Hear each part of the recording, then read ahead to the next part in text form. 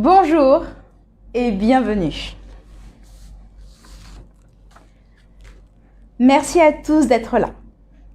Cela fait bien longtemps que nous ne nous étions pas vus pour le sermon du dimanche. Et c'est un grand plaisir pour moi d'être là avec vous. Que de choses se sont passées récemment. Nous retrouvons de plus en plus nos églises qui réouvrent de plus en plus.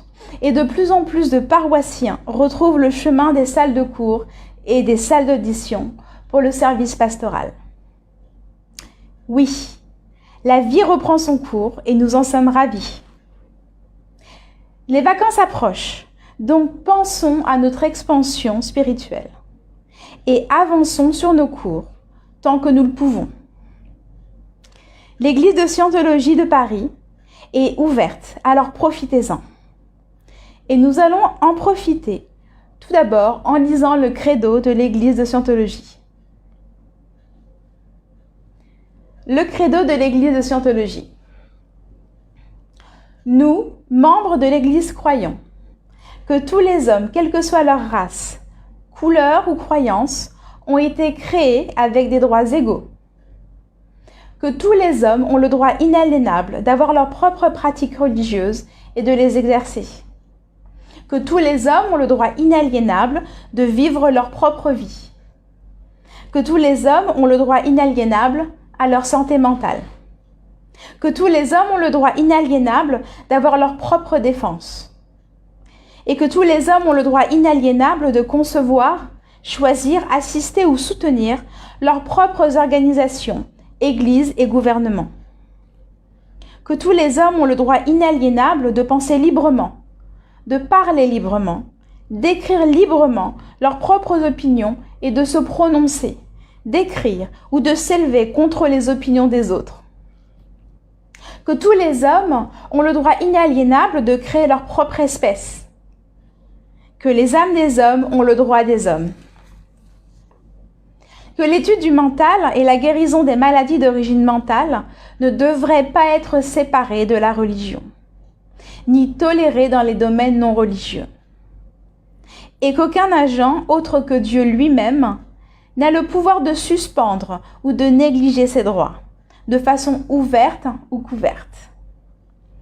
Et nous, membres de l'Église, croyons que l'homme est fondamentalement bon, qu'il cherche à survivre, que sa survie dépend de lui-même, de ses semblables et de l'accomplissement de sa fraternité avec l'univers. Et nous, membres de l'Église, croyons que les lois de Dieu interdisent à l'homme de détruire sa propre espèce, de détruire la raison des autres, de détruire ou d'asservir l'âme d'un autre, de détruire ou de réduire la survie de ses compagnons ou de son groupe. Et nous, membres de l'Église, croyons que l'esprit peut être sauvé et que seul l'esprit peut sauver ou guérir le corps.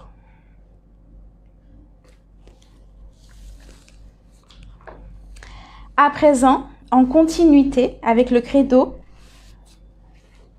nous allons lire ensemble l'intégrité personnelle.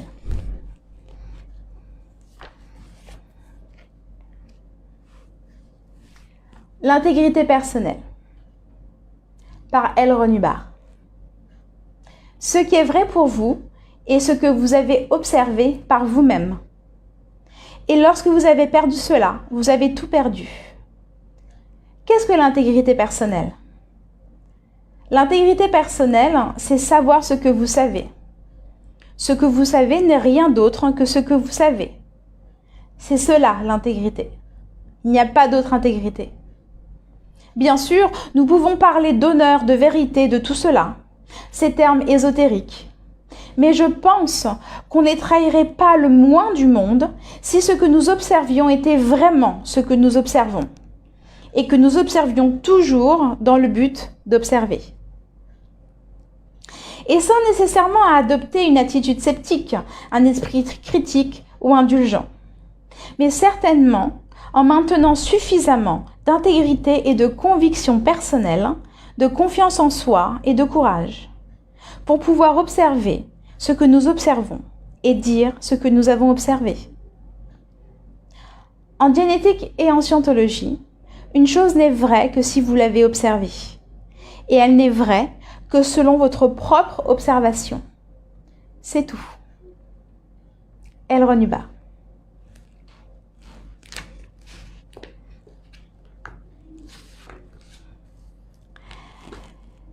Aujourd'hui, nous allons parler de quelque chose qui nous est cher à tous. Quelque chose que nous cherchons à être, à faire valoir, et ce, dans toutes les situations possibles, que cela soit envers nos amis, nos collègues, nos conjoints et autres. Oui, nous cherchons à avoir raison, à prouver que nous sommes dans le vrai, car il nous est difficile de nous dire la plupart du temps que nous sommes dans le faux. Alors voici le sermon d'aujourd'hui, qui mettra une bonne partie des Français, dont les scientologues, d'accord. Le titre est « Vous pouvez avoir raison ».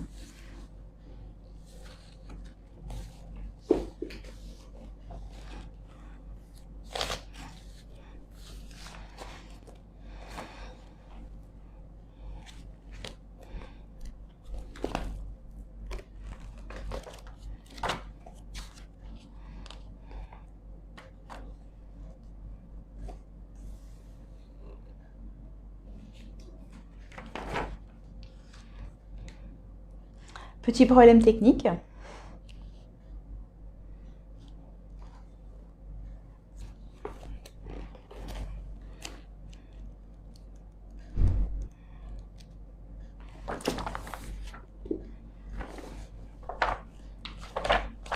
Problème résolu. Vous pouvez avoir raison. Et voici ce que LRH a à dire. Le fait d'avoir raison et le fait d'avoir tort constituent couramment une source de querelles et de conflits. Avoir raison, en tant que concept, atteint à la fois un niveau très élevé et un niveau très bas sur l'échelle des tons. Et la dernière bataille livrée consciemment par un individu sur le déclin sera pour avoir raison. J'ai raison et ils ont tort, est le concept le plus bas que puisse formuler un cas qui ne se rend pas compte des choses. Ce qui est bien et ce qui est mal n'est pas forcément définissable pour tout le monde. Ces choses varient en fonction des codes moraux et des règles de discipline en vigueur. Et avant la scientologie, bien qu'elles aient été utilisées par la justice comme critères de santé mentale, elles n'étaient pas fondées sur des faits, mais uniquement sur des opinions. En scientologie, une définition plus précise a fait son apparition. Et la définition est également devenue la véritable définition de l'overt. Un overt n'est pas simplement le fait de causer un préjudice à quelqu'un ou à quelque chose. Un overt est un acte consistant à omettre ou à commettre quelque chose qui fait le moins de bien au plus petit nombre de dynamiques ou le plus de mal au plus grand nombre de dynamiques. Par dynamique, on entend des impulsions de l'homme à survivre. Nous en avons 8 au total, qui englobent soit la famille, les groupes, toute l'humanité, toutes les formes de vie, l'univers matériel, l'univers spirituel et l'infini ou Dieu. 8. Par conséquent, une action incorrecte est incorrecte dans la mesure où elle nuit au plus grand nombre de dynamiques. Et une action correcte est correcte dans la mesure où elle est bénéfique au plus grand nombre de dynamiques. Beaucoup de gens pensent qu'une action est un overt uniquement parce qu'elle est destructive. Pour eux, toutes les actions ou toutes les omissions destructives sont des overts. Non, ceci n'est pas vrai. Pour qu'un acte commis ou omis soit un overt, il faut qu'il nuise au plus grand nombre de dynamiques. Par conséquent, ne pas détruire peut être un overt. Aider quelque chose qui nuirait au plus grand nombre de dynamiques peut aussi être un overt. Un overt, c'est quelque chose qui nuit à grande échelle. Un acte bénéfique est quelque chose qui aide à grande échelle. Il peut être bénéfique de nuire à quelque chose qui serait nuisible au plus grand nombre de dynamiques. Nuire à tout, de même qu'aider tout, peuvent constituer des overts. Aider certaines choses et nuire à d'autres peuvent l'un comme l'autre constituer des actes bénéfiques. L'idée de nuire à rien et l'idée d'aider tout sont l'une comme l'autre assez folles. Il est douteux que vous considériez qu'aider les esclavagistes fût une action bénéfique. Et il est tout aussi douteux que vous considériez comme un overt la destruction d'une maladie. Eh bien, quand il s'agit d'avoir raison ou d'avoir tort, un tas d'idées fumeuses peuvent se développer. Il n'y a pas de raison absolue ni de tort absolu. Avoir raison ne consiste pas à refuser de nuire et avoir tort ne consiste pas simplement à ne nuire à personne. Il y a de l'irrationalité concernant le fait d'avoir raison, ce qui non seulement annule la validité du critère légal de la santé mentale, mais explique aussi pourquoi certains individus font des choses très incorrectes et affirment qu'ils agissent correctement. La réponse, elle se trouve dans une impulsion, innée chez chacun, à essayer d'avoir raison. Il s'agit ici d'une insistance qui se dissocie rapidement du fait d'agir correctement. Et cela s'accompagne d'un effort visant à donner tort aux autres, comme on le voit chez les cas hyper critiques. Même un être apparemment inconscient est encore en train d'avoir raison et donner tort aux autres. C'est la critique ultime. Nous avons vu une sorte de personne sur la défensive, donner des excuses pour les torts les plus flagrants. On appelle cela également justification. La plupart des explications à un comportement, aussi fantasque soit-elle, paraissent parfaitement justes à la personne qui les donne, puisqu'elle ne fait qu'affirmer que c'est elle qui a raison et les autres qui ont tort. Nous disons depuis longtemps que ce qui n'est pas admiré a tendance à persister. Si quelqu'un ne reçoit aucune admiration de personne sur le fait d'avoir raison, alors son « moi j'ai raison » persistera. Peu importe à quel point, cela paraît insensé, mais oui, ça persistera. Les savants atteints d'aberration semblent incapables de comprendre un grand nombre de théories. C'est parce que cela les intéresse davantage d'insister sur leur propre façon bizarre d'avoir raison que de découvrir la vérité. C'est ainsi que nous obtenons d'étranges vérités scientifiques de la part d'hommes qui devraient être mieux avisés. La vérité est bâtie par ceux qui ont une largeur d'esprit et un équilibre suffisant pour voir également où ils ont tort. Vous avez entendu au sein de la foule certains arguments particulièrement absurdes. Rendez-vous compte que l'orateur cherchait davantage à affirmer qu'il avait raison plutôt qu'à être dans le vrai. Un tétan essaie d'avoir raison et se défend d'avoir tort. Cela n'a rien à voir avec le fait d'avoir raison concernant quelque chose ou de faire effectivement la chose correcte. C'est là une obstination qui n'a aucun rapport avec une conduite correcte. On essaie toujours d'avoir raison, jusqu'à la dernière étincelle de vie. Alors comment fait-on pour avoir tort? Eh bien, cela se produit de la façon suivante. Je vous l'explique.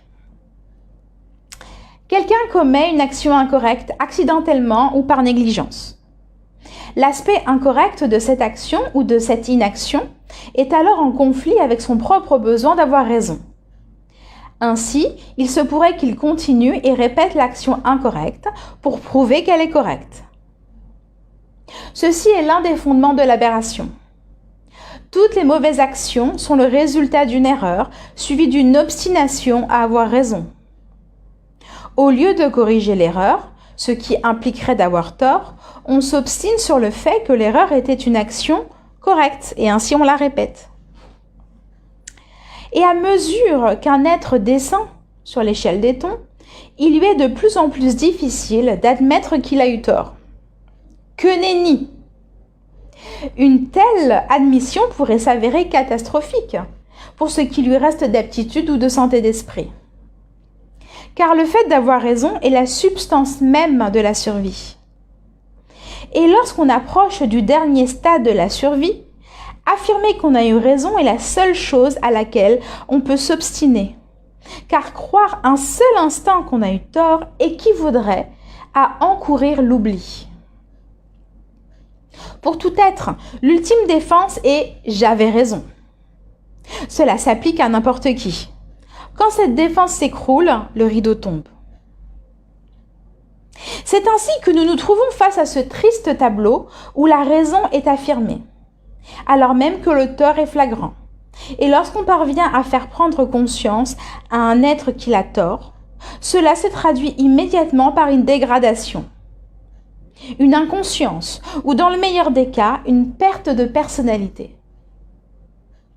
Aussi bien Pavlov, Freud que la psychiatrie n'ont jamais saisi la subtilité de ces faits, et ils évaluaient et punissaient le criminel et le fou, les rendant aussi de plus en plus criminels et de plus en plus fous. De nos jours, toute justice contient cette erreur cachée. L'ultime défense est la conviction que l'on a raison. En dépit des accusations et des preuves, et la tentative pour donner tort à quelqu'un d'autre ne se traduit que par la dégradation. Mais tout cela ne serait qu'une impasse sans espoir qui conduirait à des conditions sociales extrêmement chaotiques s'il n'y avait pas un fait salutaire. Le voici. Toute action ou inaction incorrecte, répétée et incorrigible provient de l'utilisation de l'ultime défense, essayer d'avoir raison. C'est pourquoi on peut remédier à une telle compulsion. Peu importe à quel point elle peut sembler folle, ou peu importe à quel point on s'obstine à dire qu'elle est correcte. Faire admettre au délinquant qu'il a tort lui vaudra de se dégrader davantage, et risque même de rendre un être inconscient ou de le détruire. Par conséquent, l'objet du châtiment est voué à l'échec, et le châtiment n'a qu'une efficacité minime. Par contre, si l'on amène le délinquant à se débarrasser de sa compulsion à répéter son action ou inaction incorrecte, on peut alors y remédier. Mais comment? Eh bien, on y remédie en réhabilitant son aptitude à avoir raison. Ceci a des applications infinies. Dans la formation, les relations sociales, le mariage, la justice et dans la vie. Ceci a des applications infinies. Exemple. Une épouse fait toujours brûler le dîner.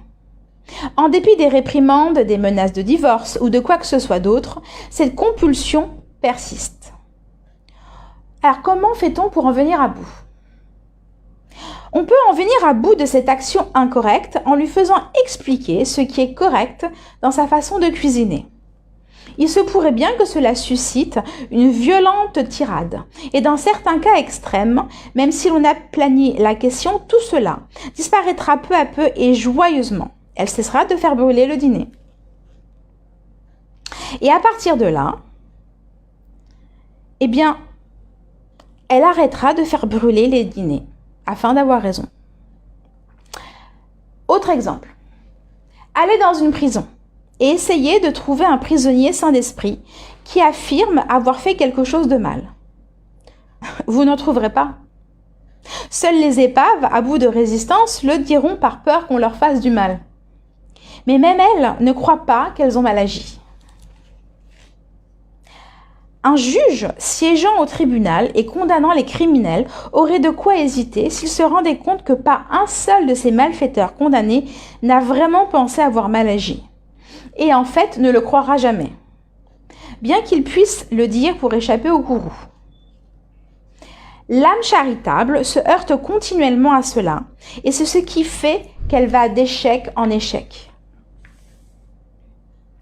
Cependant, le mariage, la justice et la criminalité ne constituent pas les seuls domaines de la vie où cela s'applique. Ces faits embrassent toute la vie. L'étudiant incapable d'apprendre, le travailleur incapable de travailler, le dirigeant incapable de diriger sont tous coincés sur l'un des côtés du problème. avoir raison, avoir tort, avoir raison, avoir tort. Ils n'en voient qu'un seul côté, avoir raison ou avoir tort. Ils ont raison en désespoir de cause. Et face à eux, ceux qui voudraient les éduquer sont eux-mêmes coincés de l'autre côté. Admettez que vous avez tort. Et cela se solde non pas simplement par un non-changement, mais par une véritable dégradation lorsque cela réussit. Entre guillemets, bien sûr. Mais dans ce déséquilibre, il n'y a pas de gain. Je vais vous la redonner. Mais dans ce déséquilibre, il n'y a de gain pour personne. Seulement des pertes pour tout le monde. Les êtres qui sont sur le déclin ne croient pas qu'ils ont tort, parce qu'ils n'osent pas le croire, et donc ils ne changent pas. Vous pouvez avoir raison, mais comment? En demandant à un autre d'expliquer en quoi il a raison, jusqu'au moment où, étant moins sur la défensive, il peut maintenant adopter un point de vue moins compulsif. Vous n'avez pas besoin d'être d'accord avec ce qu'il pense. Vous avez juste besoin d'accuser réception de ce qu'il dit. Et soudain, il peut avoir raison. On peut faire beaucoup de choses en comprenant et en utilisant ce mécanisme. Cependant, il faudra étudier un peu cette question avant de pouvoir l'appliquer avec aisance. Car nous sommes tous plus ou moins réactifs à ce sujet. En tant que scientologue, nous devons faire face à une société apeurée qui pense qu'elle aurait tort s'il était prouvé que nous avons raison. Il nous faut une arme pour corriger cela. Et ici, nous en avons une. Vous pouvez avoir raison. Vous savez, L. Ron Hubbard a probablement été le premier à le croire, mécanisme ou pas mécanisme. La route qui mène au fait d'avoir raison est la route qui mène à la survie. Et chaque personne se trouve quelque part sur cette échelle. Un moyen parmi d'autres pour avoir raison est de donner suffisamment raison aux autres pour leur permettre de changer d'avis. Nous serons alors bien plus nombreux à arriver au but. Lisez Introduction à l'éthique de Scientologie de L. Ron Hubbard pour trouver davantage une technologie que vous pourrez utiliser pour aider les gens à regagner le respect d'eux-mêmes. Ce livre vous fournira pour la première fois une compréhension claire des méthodes efficaces pour améliorer les conditions.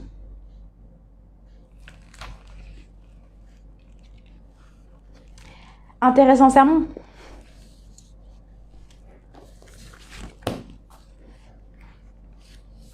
Maintenant, nous allons continuer cet office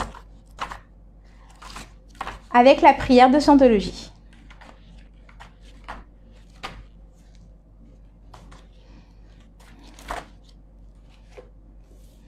Et si vous avez une copie, nous allons la réciter ensemble.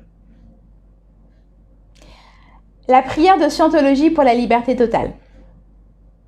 Puisse l'auteur de l'univers donner à chaque homme la possibilité de parvenir à la compréhension de sa nature spirituelle. Puisse notre conscience et notre compréhension de la vie s'agrandir, afin que tous puissions découvrir l'auteur de l'univers. Et puissent d'autres aussi atteindre cette compréhension qui mène à la liberté totale. En ce moment, nous pensons à ceux dont la liberté est menacée, à ceux qui ont souffert d'emprisonnement à cause de leurs croyances, à ceux qui ont été asservis ou martyrisés et à tous ceux qui se font brutaliser, piéger ou attaquer. Nous prions pour que les droits de l'homme soient préservés, pour que les peuples puissent croire et pratiquer leur foi librement, afin qu'à nouveau la liberté règne dans notre pays. Libérés de la guerre et de la pauvreté et du besoin, libres d'être, libres de faire et libres d'avoir. Libres d'utiliser et de comprendre le potentiel de l'homme, un potentiel d'origine et de nature divine. Et libres de parvenir à cette compréhension et cette conscience qu'est la liberté totale. Dieu fasse qu'il en soit ainsi.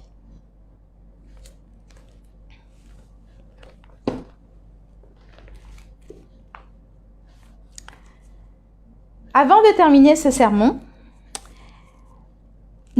pas, le 28 juin, nous avons un webinaire qui s'intitule « La crise de l'adolescence, une fatalité ?» suivi du 2 juillet, « Comment améliorer la communication entre parents et enfants ?» Donc, ce sont 2 webinaires qui seront tous les 2 à 19 h. Donc, je vous redonne les dates. C'est le 28 juin et le 2 juillet.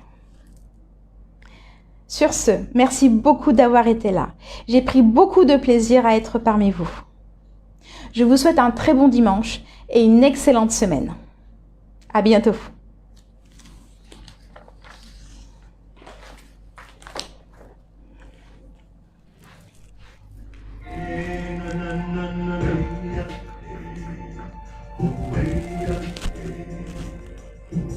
Yeah.